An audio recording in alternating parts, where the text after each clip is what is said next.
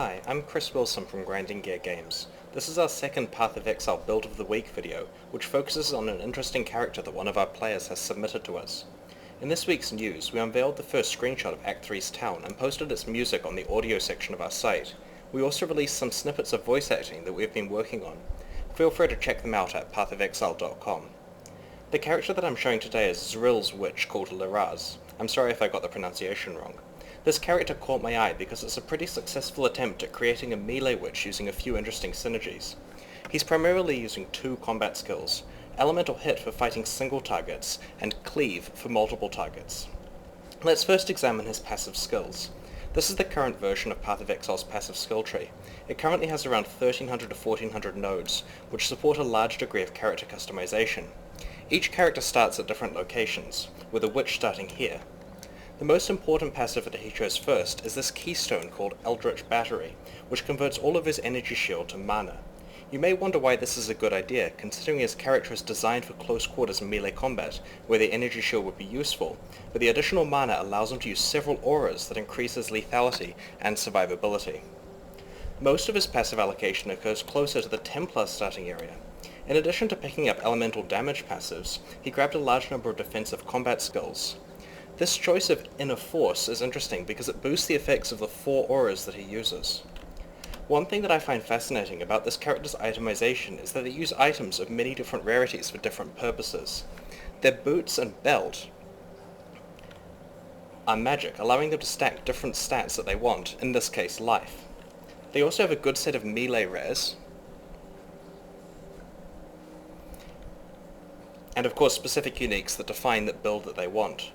The unique weapon they are using here is Ephemeral Edge, which has 3 useful properties for them: Mana Leech, a big boost to critical strike chance, and a 48% increase to their overall energy shield. This energy shield boost is entirely turned into mana because of the Eldritch Battery keystone that they chose.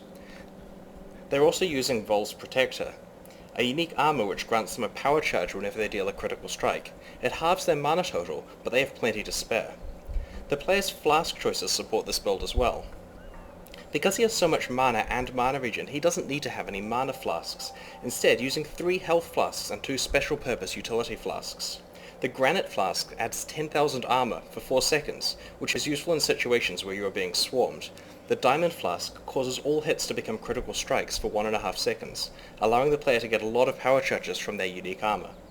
I'm going to show you his active skills next, but I need to leave town to find some monsters to fight.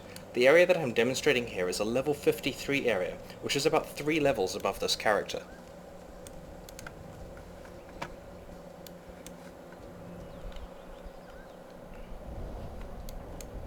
So the first thing I need to do is cast his auras. This aura here is Grace, which increases evasion. I'm also going to cast Anger, which adds fire damage, Wrath, which has lightning damage, and Discipline. This increases the energy shield that he has, which of course is entirely turned into mana. Now as you can see, these auras reserve a portion of mana from the top of his bulb. Thankfully, he has plenty because of the way he's built his character.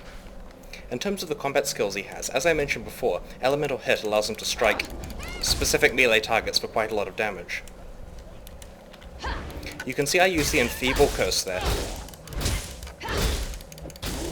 which reduces the damage that the monsters deal, making it much less risky to fight them.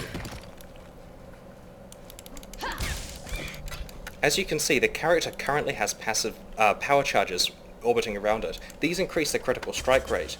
As you can see, it went up to 15% for a few seconds there while he had them. You'll notice each time you get a critical, it generally freezes the opponent. Each power charge, of course, allows me to have a greater chance of getting criticals, further increasing the mayhem. This could be seen if I drink the flask that allows me to get criticals with every hit. As you see, for a few seconds there I was able to basically one-hit the enemies, getting a lot of power charges. The character is also built to use Whirling Blades, which is primarily a movement skill in this context, although they can use it to go through enemies like that. It's very useful for getting in and out of combat if they need to.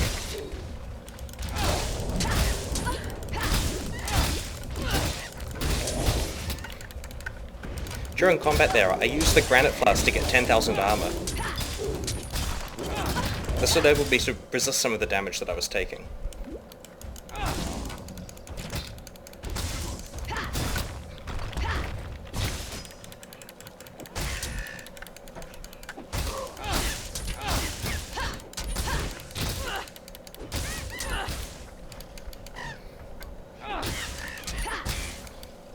I like this build a lot. I have a soft spot for melee witches.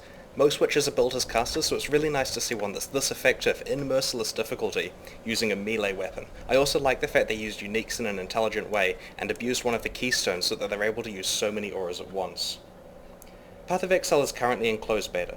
If you'd like to play it before it enters open beta later this year, please buy a supporter pack from pathofexile.com. If you've built a character that you'd like us to feature in one of these videos, please let us know on the forums. If you enjoyed the video, please subscribe to our YouTube channel and consider following us on Twitter and Facebook. Thanks very much for watching.